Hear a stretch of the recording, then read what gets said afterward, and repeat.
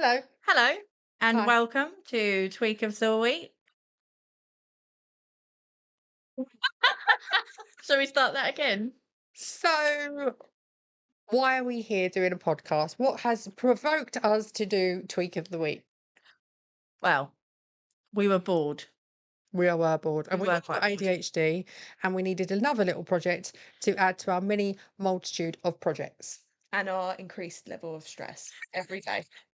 That's so true. Because there's nothing more stressful than trying to do a podcast for the first time in a place that you don't know. Absolutely. Let's talk about the start of the podcast situation where we refurbished my cabin and it was too echoey And it was really bloody hot. and we couldn't get the microphones.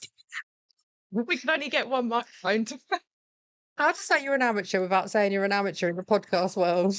And then let's give a shout out to Brandon from Imperium Powerhouse Podcast, who has this amazing space and we've been able to utilise it. And borrow his equipment. Borrow his equipment. It's taken us half an hour to figure out how to use. Oh, God. So the purpose of the podcast really was to, firstly, we're going to introduce ourselves and explain who we are and why we're doing it. And then we just wanted to come on to make a podcast to chat about all things aesthetics, whatever that brings up week by week. So you are? I'm Lucy, and I work for Emerge. And I'm a paramedic. Good. And yes, newly aesthetics this year.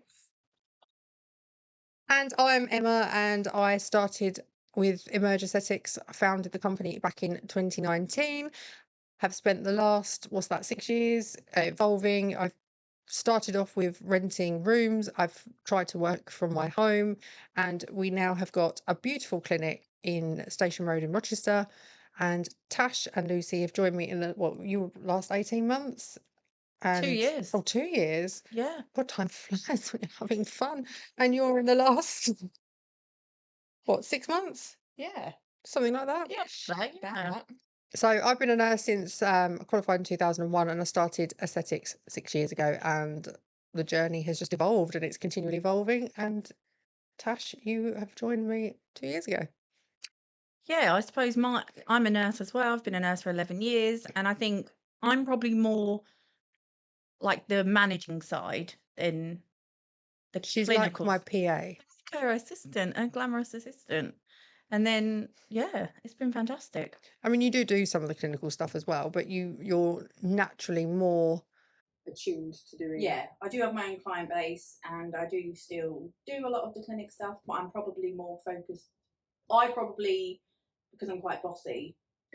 I was about to say that. I'm quite bossy, so I like to. You're good at assertive. good at organising and Slash directing us Yeah. where we need to be. She's like the business development manager. I feel like, that's kind of how I've navigated myself naturally.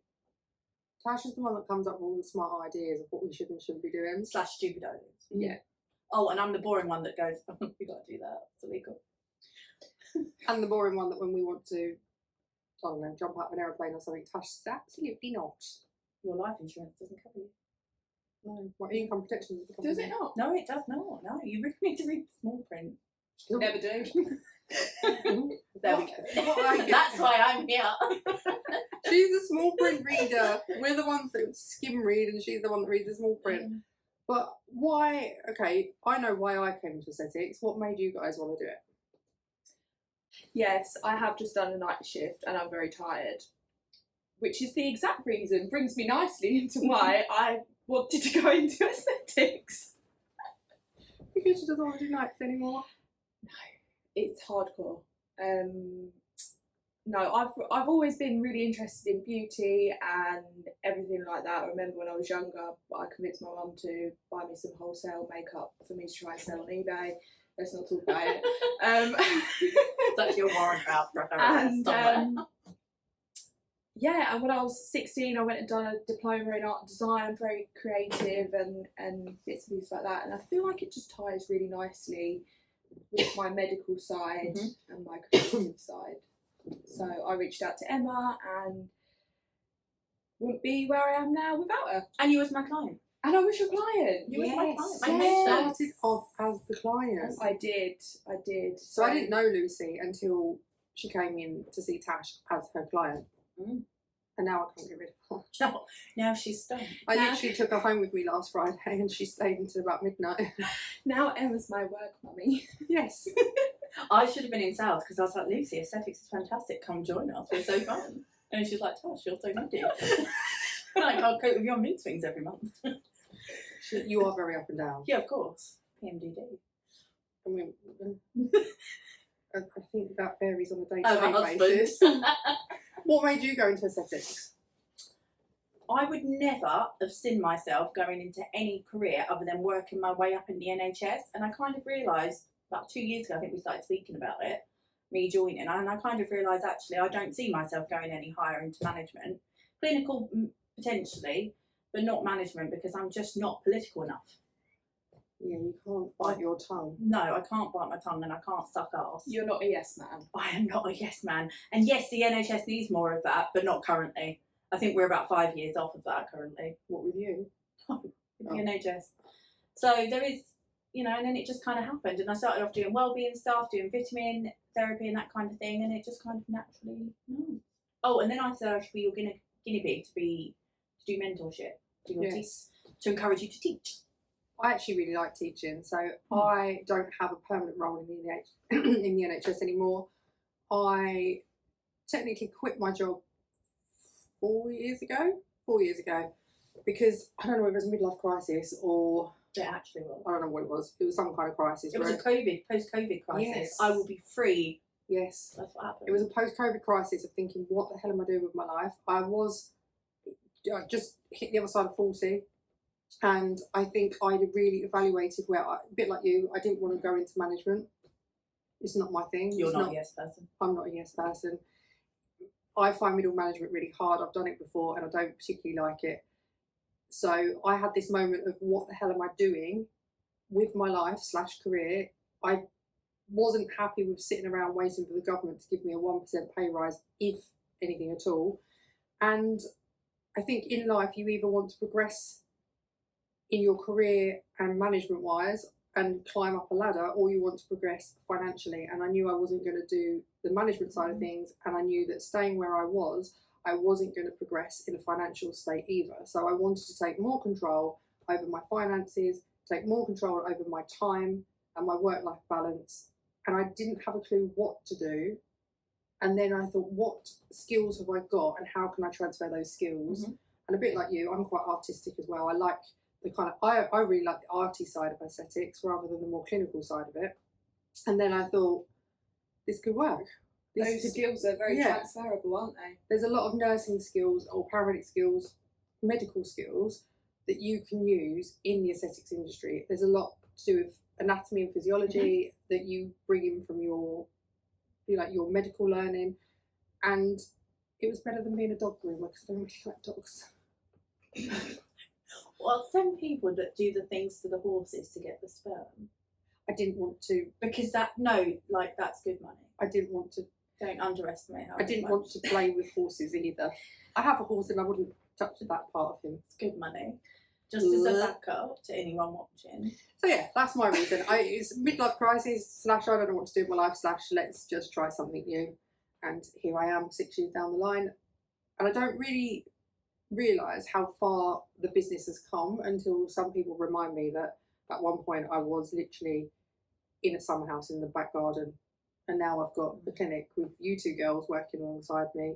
The clinic is full with other services. We've got another nurse that's joining us in October that is doing medical tattooing and normal tattooing and other things. And we've got a couple of beauty therapists that do a whole host of things. So the business has really come on. And you've now launched a training academy. Yes, I have. That's been so good. Thanks. This one pushing me. Yeah, I'm a pusher. Do you like teaching? I love teaching. I like to feel like I know everything if I'm going to teach about that subject. If I was going to teach like emergency care, I could do it because I know so much about it. Aesthetics, I'm so new, which is why I haven't taken on a teaching role for it, because it would be a bit, I feel like it'd be a bit fraudulent of me to go, because I'm not an expert in it, whereas you are. Like, you still learn as you go. And I think that's probably why I've taken on the role that I have. But I think that's what maybe sets us aside from non-medics, is that in the medical world, I'm sure your job's the same, there's constantly university courses university degree modules or you're doing master's modules, and I haven't stopped going to uni since I was 18 for one reason or another. There's always been something. No, it's so true. It's continuous learning. Like, it doesn't stop. Even like the mandatory training, that updates continuously, and you don't realise how many skills you get from doing those kind of things. And like the level 7 modules, I'm just starting one this month, and it's like, it's never ending. Yeah. And I thought I was going to come away from that, but I haven't, because I'm doing aesthetics, and that is I am continually learning, because aesthetics evolve so quickly. There's always a new treatment.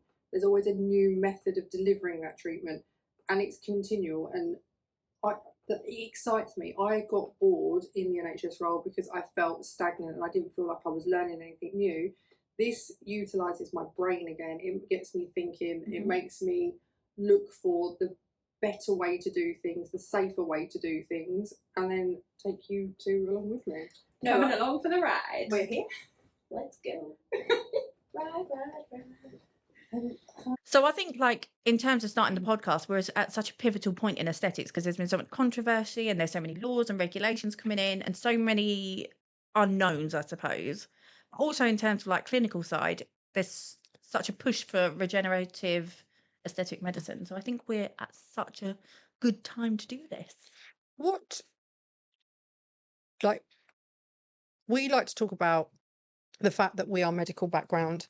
We're trying to make everything as safe as possible. We're trying to adhere to so many different guidelines, registering with accredited people to ensure the public that we are safe.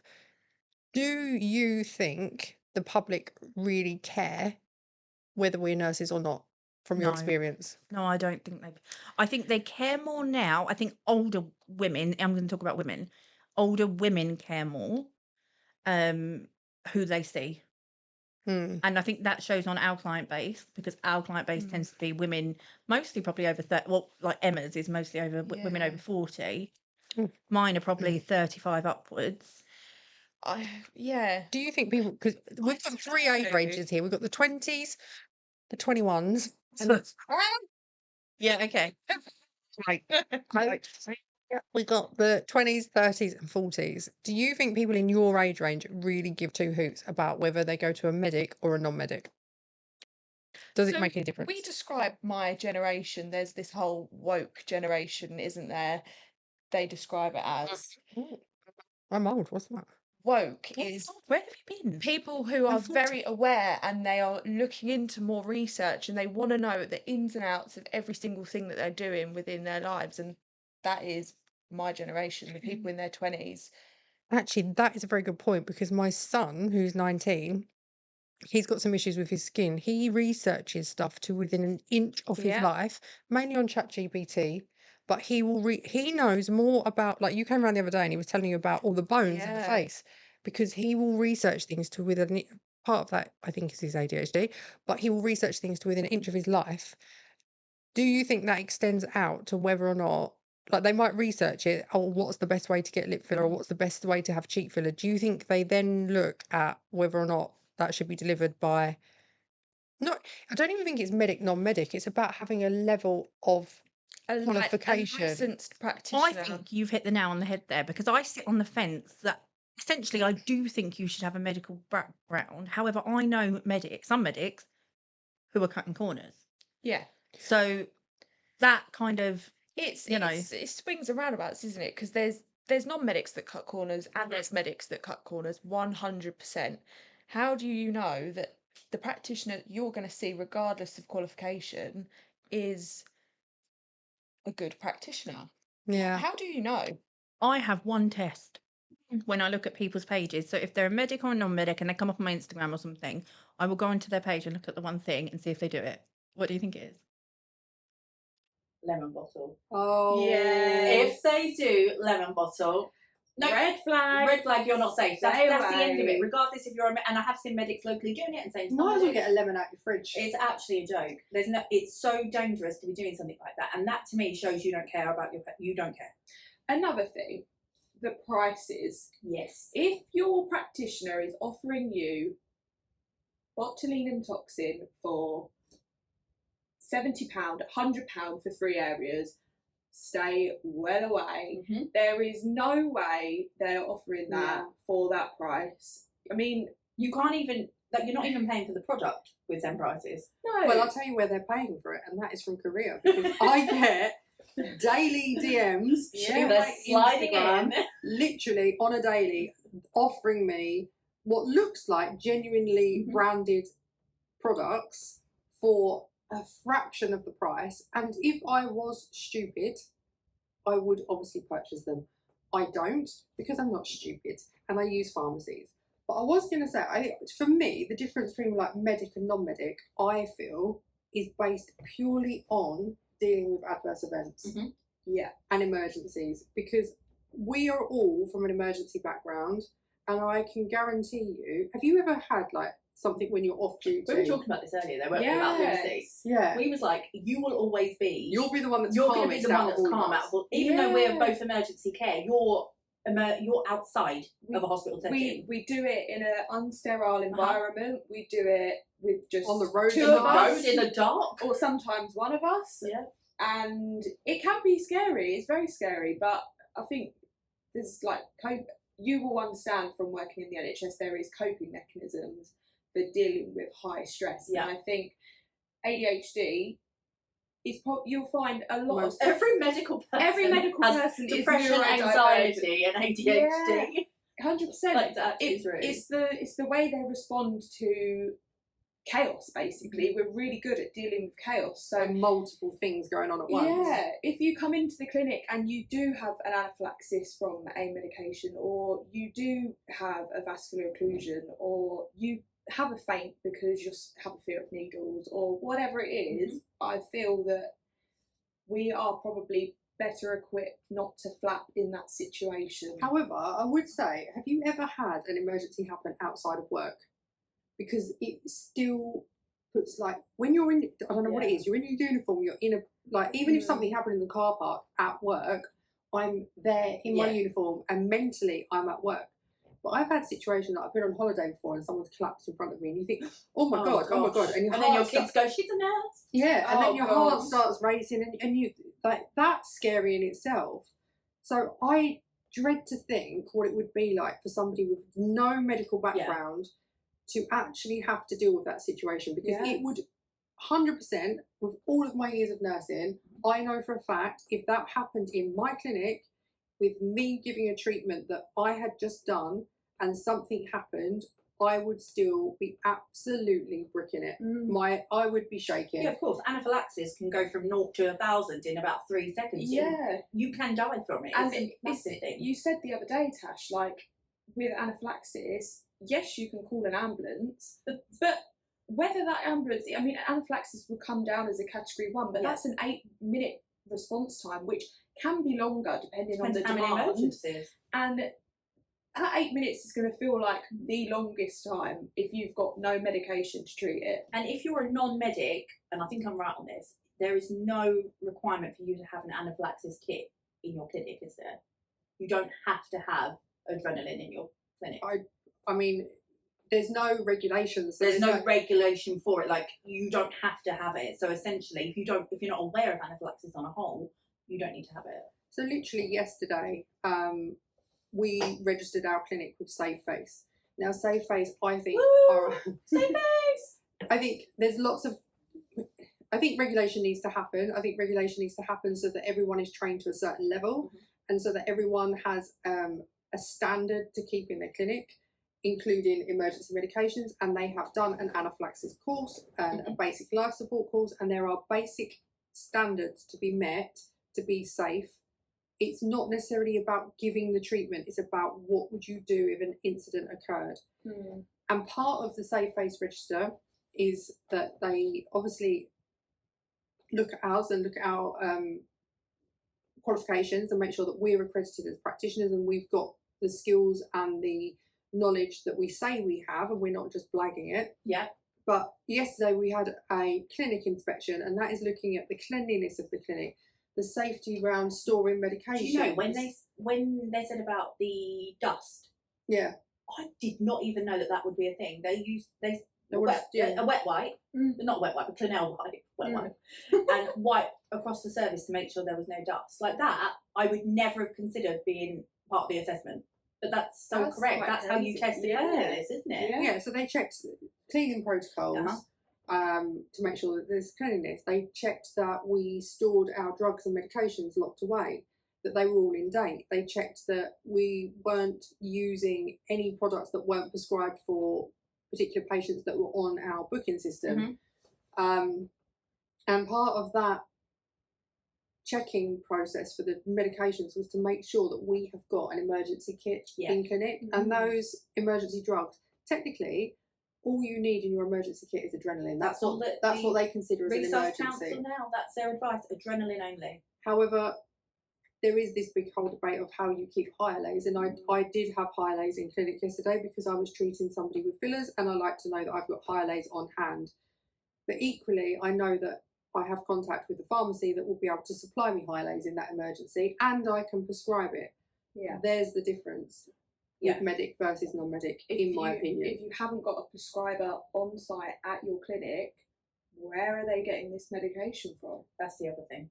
And how are they getting it so quickly? Well, again, I get approached all the time, being a prescriber, to prescribe for people. I don't prescribe for non-medics personally because I can't assure that they have got the medical knowledge to use the medication that I am prescribing for them, because it is a prescription. You don't prescribe for anyone outside the clinic either. No. You only prescribe for people in the clinic, so you know that they work to your standards, which I think is really important. And I think if more nurse prescribers were like, and doctor medical prescribers, if everyone was like that, it would create a lot more safety for everybody. Because no one's as perfect as you. Then. I know it. But then equally, you as a nurse prescriber, you're not actually allowed to do remote prescribing, so you should see everybody. And then that is... I actually think the GMC, though, have updated theirs as well in terms of like remote prescribing. So everyone's on board. Well, it should be that way because, like, how can you guarantee who you're seeing and what you're doing if Joe Bloggs comes along and says, "Oh, can you write me this script for Lucy, please?" Well, who the hell's Lucy? I don't even know who Lucy is. It could be for... And do they need that medication? Yeah. How do you know they need it without actually seeing, oh, have they got some wrinkles there, or have they got X, Y, and Z? Do you know? Yeah. Yeah, it's a funny situation. Just playing devil's advocate, because I've done a lot of TikToks about this, really, and they've all gone I've not gone viral. That's why I'm here doing a podcast now. But I've done a lot of TikToks around safety and aesthetics, and I think, just playing devil's advocate, if somebody left university and say they went and, I don't know, for example, went and did school nursing, which is not in a hospital setting, it is still a clinical role, but they don't have any experience in terms of acute care or anything like that. So, like, just playing devil's advocate, not all medics are the same in terms of their experience, and not, you know, that I think that's really important. You know, for instance, paediatric nurses. Oh yeah. Again, it's so different, isn't it? You still have the same foundation. But this is what I'm saying. I personally don't think it's medic versus non-medic. I don't think that's an issue. I think the regulations are the issue, the training is the issue, 1000%. and the safety is the issue. I couldn't give two hoots whether you, I don't know, cut dogs' toenails for a living, or you were a professor in plastic surgery. If you don't know how to deal with an emergency, it doesn't matter who you are, you're human at the end of the day. The human response would be panic. And so it doesn't matter. Like, I wasn't born, funny enough, I know I am perfect, but I was not born knowing how to inject anywhere. Whether that's an intramuscular injection or an injection in the lips. I didn't know how to do that. How scared was you when you first gave your first injection? Especially because they train you on an orange. How terrified was Did you learn on an orange? No, I'm not that old. I learned on a green. But now I see people doing it with a blue green needle. No, I What are meant you talking a about? physical orange. Oh, no, we didn't get orange. I thought you meant needle. No, Emma, nowadays they have actual arms nowadays. and muscular Nowadays. tissue. No, I didn't get any practice. I was just like, here's your patient.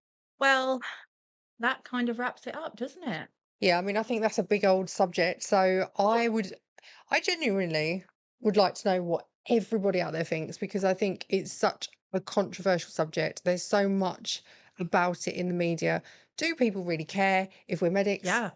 Or do people not give two hoots and they just want to go like, Give me the Botox, baby. yeah, like there's people like Mm. 100% there's people out there that are so much more experienced than me in aesthetics and they're not medically trained.